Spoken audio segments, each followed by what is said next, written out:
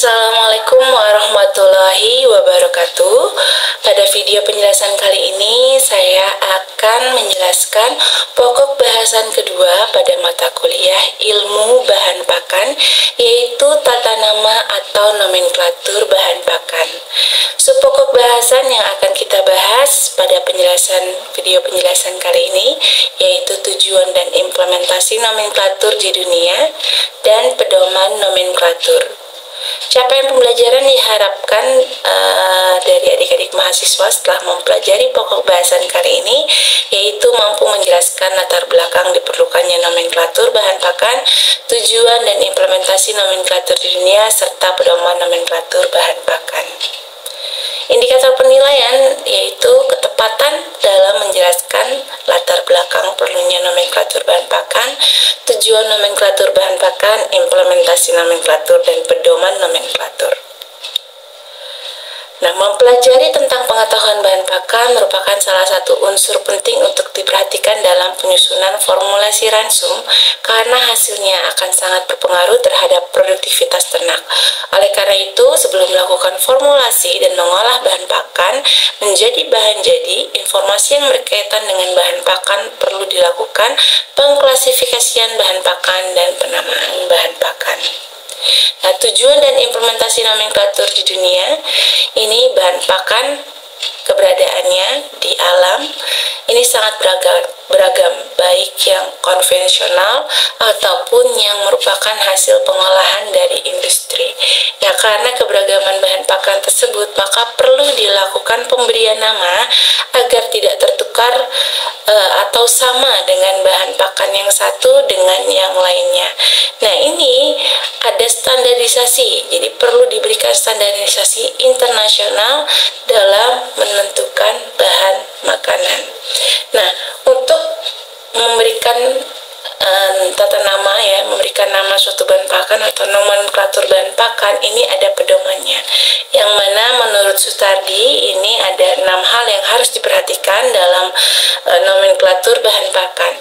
Yang pertama dari asal mula atau origin. Nah, ini mengacu pada pemberian nama berdasarkan sumber atau asal usulnya. Contoh, misalnya jagung, kedelai, atau bisa lebih spesifik lagi asal mulanya ini disebutkan juga dari mana daerah atau negara asalnya, seperti misalnya gandum Kanada.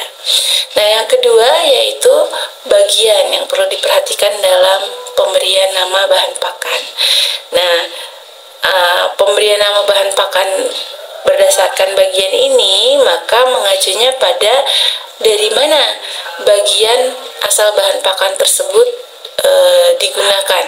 Nah, ini bisa dari tumbuhan ataupun bisa dari hewan. Contoh, misalnya kita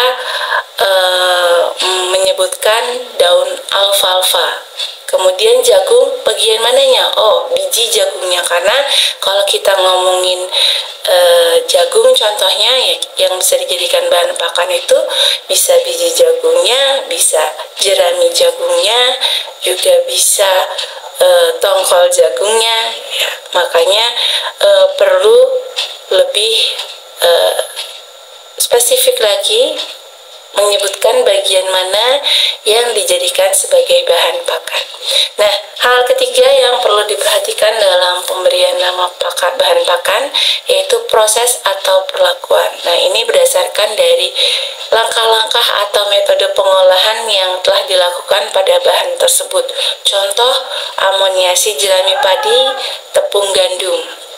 Atau bisa juga seperti misalnya contohnya silase rumput atau silase daun alfalfa misal.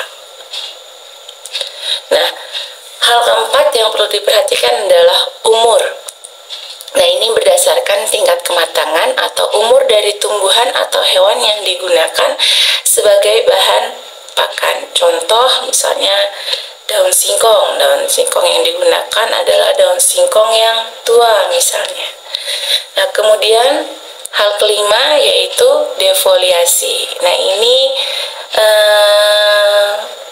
tanaman yang atau tumbuhan yang memang biasanya didapatkan dari proses penghilangan atau pengurangan daun dari tumbuhan. Bisa dengan cara pemangkasan, penggemburan, atau pengupasan daun. Kemudian yang terakhir ini adalah grade.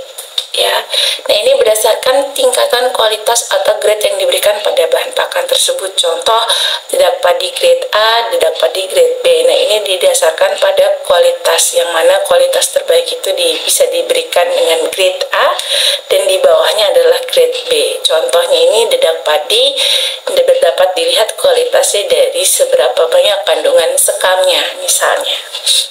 Nah, Hartati juga menyatakan bahwa pemberian nama bahan pakan secara internasional itu meliputi 6 fase tadi, yaitu asal mula, bagian proses, umur atau tingkat kedewasaan, ini khusus untuk tanaman atau tumbuhan, defoliasi, ya, serta grade atau kandungan kualitas dari pabrik.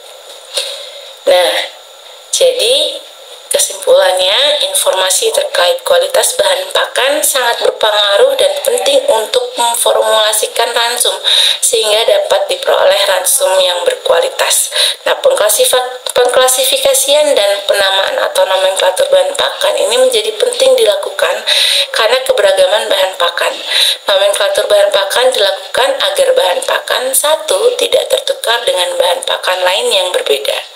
Nah, kesulitan dalam mengidentifikasi dapat diatasi dengan cara pemberian nama atau nomenklatur kepada setiap bahan pakan dan memberikan kepastian bagi standarisasi internasional dalam menentukan bahan pakan.